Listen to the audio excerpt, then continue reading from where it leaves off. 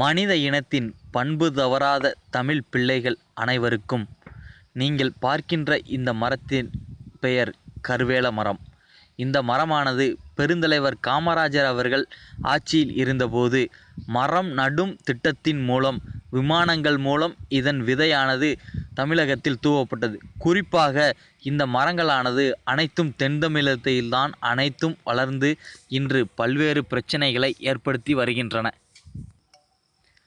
இந்த மரத்தின் மூலம் கிட்டத்தட்ட 42 வகையான மூலிகை செடிகள் அழிந்துள்ளன என்பதுதான் வரலாறு. இந்த மரத்தின் வேரானது கிட்டத்தட்ட 200 அடி வரைக்கும் பூமிக்கு அடியில் சென்று நிலத்தடி நீரை உறிஞ்சுவதாக ஒரு ஆய்வு சொல்கிறது. இந்த மரத்தின் மூலம் வீசப்படும் காற்றானது மனிதனுக்கு பல்வேறு வெறுப்பு உணர்ச்சிகளையும் குற்ற உணர்ச்சிகளையும் தூண்டக்கூடியதாய் இருந்து மனித இனத்திற்கு ஒரு தீங்கு விளைவிக்கிறது. தற்போது தென் தமிழகத்தில் இந்த மரத்தை அடியோடு அழிப்பதற்கான வேலைகள் நடைபெற்று வருகின்றன. நாம் பருத்தி, மக்காச்சோளம், நெல் போன்ற பயிர்களுக்கு பாய்ச்சுகின்ற நீரை முழுவதுமாக உறிஞ்சக்கூடிய தீய சக்தியை கொண்டது இந்த கருவேல மரம்.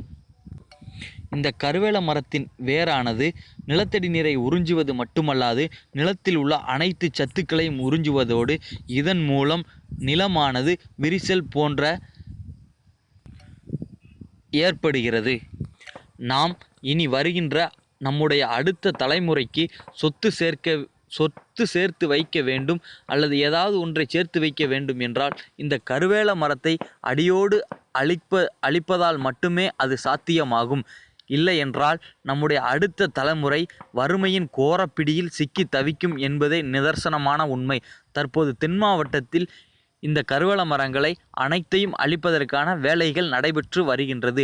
நீங்களும் உங்கள் பகுதியில் உள்ள அனைத்து கருவேல மரங்களையும், கண்ணில் தெரிகின்ற அனைத்து மரங்களையும் வேரோடு பிடுங்கி எறிவதன் மூலமே அடுத்த சமுதாயத்திற்கு நாம் நன்மையை செய்ய முடியும்